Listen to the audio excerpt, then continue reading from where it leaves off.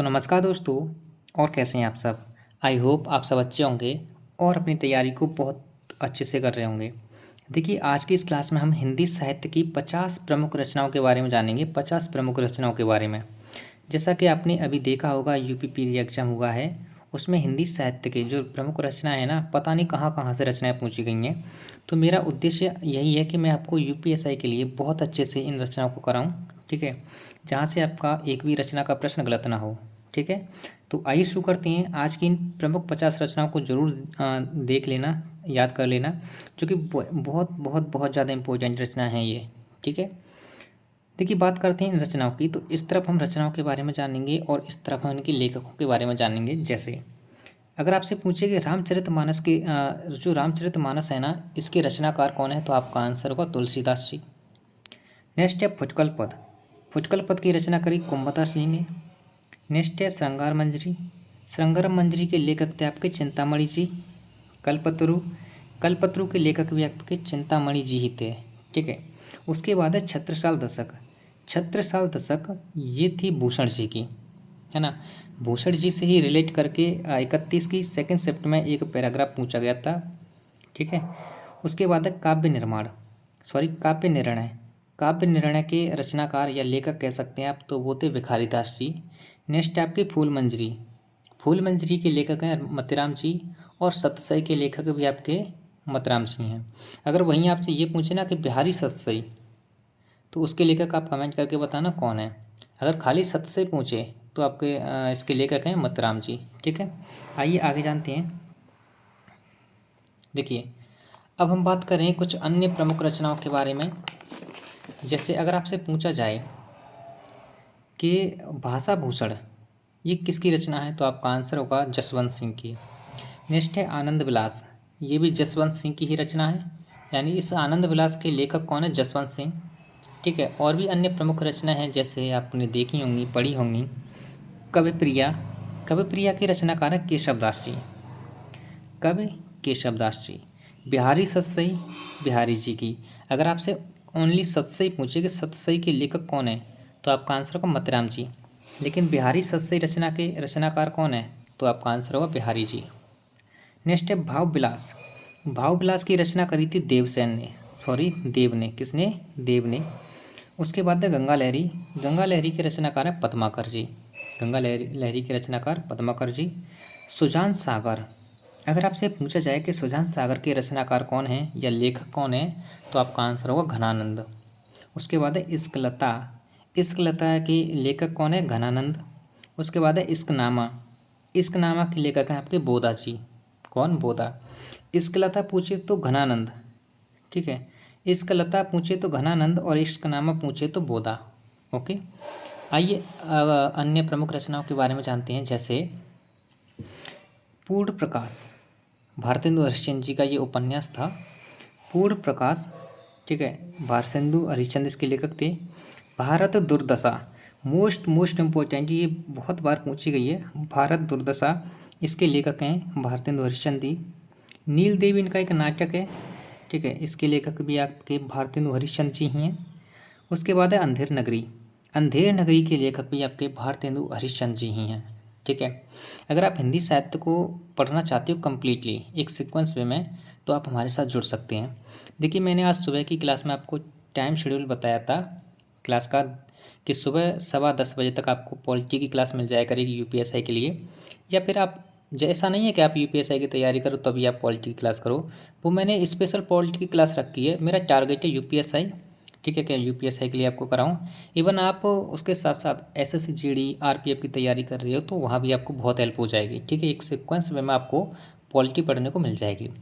दोपहर 3 बजे आपको हिंदी की क्लास मिला करेगी डेली बेसिस पर, और रात को 9 बजे आपको जीके जीएस में कोई भी एक सब्जेक्ट की क्लास मिल जाया करेगी, चाहे वो स्ट्रेटेजी की हो या आधुनिक भारत के इतिहास। ठीक है, नेक्स्ट रचना की बात करते हैं।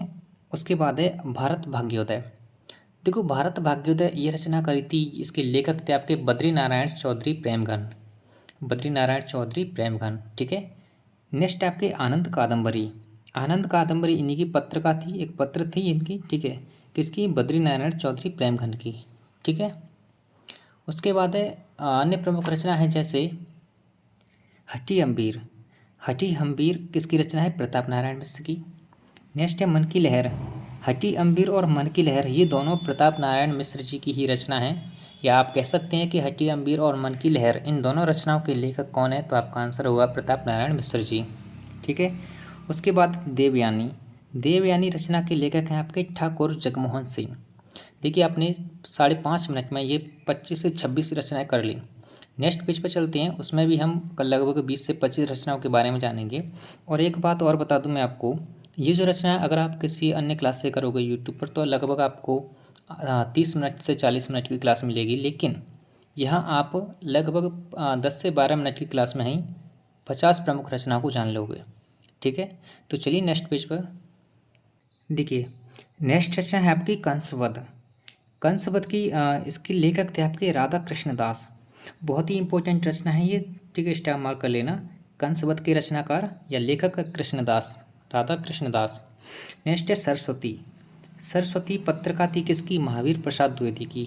हिंदी की प्रथम पत्रिका मानी जाती है सरस्वती, महावीर प्रसाद द्विवेदी की ये पत्रिका है। उसके बाद है कान्यकुब्ज। ये कान्यकुब्ज इन्हीं की रचना है, यानी इसके लेखक हैं आपके महावीर प्रसाद द्विवेदी जी। नेक्स्ट है बनाष्टक। बनाष्टक इम्पोर्टेंट रचना है।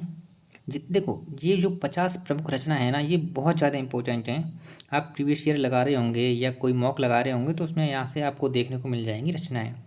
नेक्स्ट है आपके बनाष्टक। बनाष्टक के लेखक श्रीधर पाठक और कश्मीर सुषमा। बनाष्टक और कश्मीर सुषमा ये दोनों रचनाएं आपके श्रीधर पाठक जी की हैं। ओके। नेक्स्ट आपके प्रिय प्रवास। प्रिय प्रवास, पारिजात, चौके चौपदे और अधकला फूल। देखो ये 4 रचनाएं जो कि मोस्ट इम्पोर्टेंट रचना है, ये अयोध्या सिंह उपाध्याय हरिऔध जी की। प्रिय प्रवास, पारिजात, चौके चौपदे और अधकला फूल। ठीक है, ये आपके अयोध्या सिंह उपाध्याय जी हरिऔध जी की प्रमुख रचनाएं हैं। ठीक है, आगे जानते हैं अन्य प्रमुख रचनाओं के बारे में। जैसे अगर मैं आपसे पूछूं कि मैथिली शरण गुप्त जी की प्रमुख रचनाएं कौन कौन सी हैं, जिसमें आपको एक तो देखने को मिलती है जयद्रथ वध, भारत भारती। देखो आपको भारत दुर्दशा और भारत भारती में कन्फ्यूजन होगा।